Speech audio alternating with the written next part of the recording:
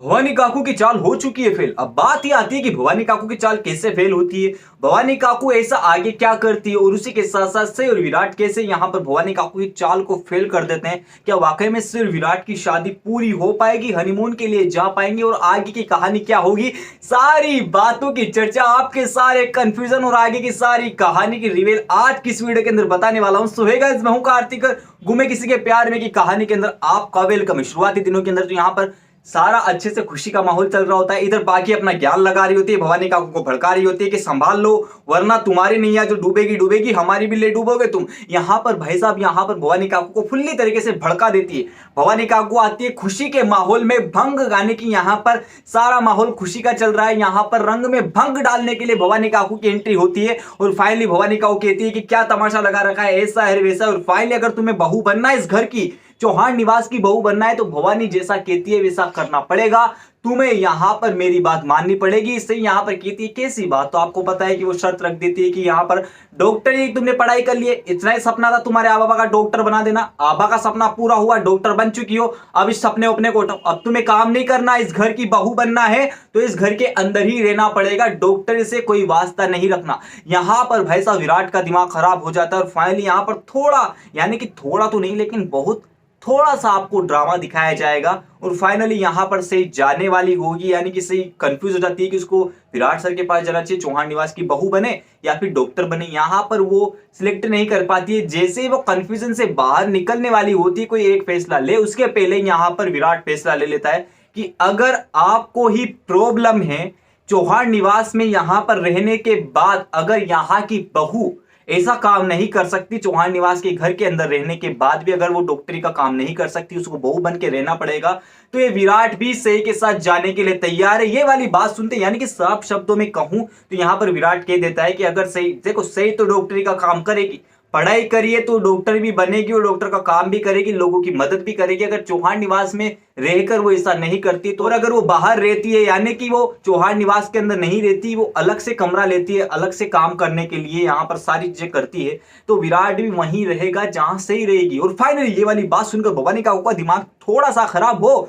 लेकिन पाखी का पूरा खोपड़ा खराब हो जाता है, भेजा उसका निकलकर बाहर आ जाता है। किसकी भेज की टंग, जो हमने नहीं सोचा था वो हो गया। यहां पर विराट की आंखों के सामने, तो यानी कि विराट तो हमारी आंखों के सामने रहेगा ही नहीं, यहां पर तो विराट जा रहा है, हमने तो ऐसा सोचा ही नहीं था ऐसा होगा। और फाइनली यहां पर बहुत बड़ा तमाशा क्रिएट होने, फाइनली शादी पूरी होगी, मांग भी भरेगा विराट, और फाइनली सही के साथ सातवां फेरा भी लेगा, चौहान निवास के अंदर भी रहेगा। लेकिन बाद में ऐसी कंडीशन पैदा हो जाएगी कि चौहान निवास को छोड़कर वो सही के साथ अलग सेपरेट रूम लेकर रहेगा। भवानी काकू की इस तरीके से यहां पर चाल फेल हो जाती है। थोड़ा सा आपको तमाशा ड्रामा दिखाया जाएगा, लेकिन विराट यहां पर सबको सोल्व कर देगा, ये वाली बातें होगी। उसके बाद आपको दिखाया जाने वाला है यहां पर वही घर के अंदर जो यहां पर बहू को ताना मारते सास से, वही वाला ड्रामा यहां पर भवानी काकू सही के बीच दिखाया जाने वाला है, जहां पर सास बहू का ड्रामा दिखाया जाएगा, ताने मारे जाएंगे, फोर्स किया जाएगा, विराट सही का पक्ष लेगा, ये वाली बातें होगी। लेकिन ऐसा ड्रामा ज्यादा दिन तक चले उसके पहले ही पाखी एक और ड्रामा क्रिएट कर देती। देखो सम्राट को एक्चुअली में पता चल चुका है कि पाखी के दिल में क्या है, पाखी कभी सम्राट को नहीं अपनाएगी। तो फाइनली आपको सम्राट और इस शादी के बाद अनुराधा, यानी कि राजीव की बहन का गुल्लू गुल्लू वाला सीन बताया जाने वाला है। जी हाँ, यहाँ पर सम्राट की जिंदगी में जिस नई गर्लफ्रेंड की मैं चर्चा कर रहा था, इनकी मैंने पहले की वीडियो में भी आपको बताया था कि सम्राट की जिंदगी में एक नई लड़की आने वाली है, तो फाइनली वो लड़की कोई और नहीं, मेकर्स लोगों के द्वारा डिक्लेयर कर दिया गया है कि वो लड़की अनुराधा होगी। और फाइनली अनुराधा की एंट्री भी इसी वजह से करवाई गई है ताकि वो सम्राट और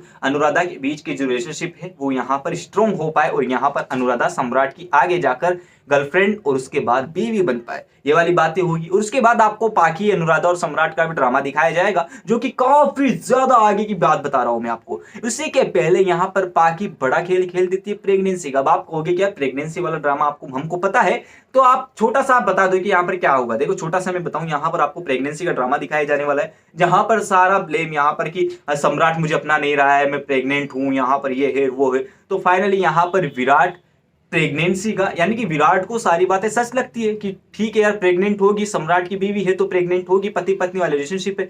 लेकिन यहां पर सम्राट को तो पता है ना किसने कुछ किया ही नहीं है, तो प्रेग्नेंट कैसे होगी भाई साहब। सम्राट ने भी कुछ नहीं किया, विराट ने भी कुछ नहीं किया, तो प्रेग्नेंट अपने आप कैसे हो गए कि भगवान आया गोदी में यहाँ पर फूल डाल के चला गया कि जाओ बेटा तुम प्रेग्नेंट हो जाओगी, क्योंकि बाबा जी के यहाँ पर नारियल रखवा दिया गोदी में, भैंस की टांग अपने आप कैसे प्रेग्नेंट हो जाएंगी? यार आप भी समझदार हो, मैं भी समझदार हूँ।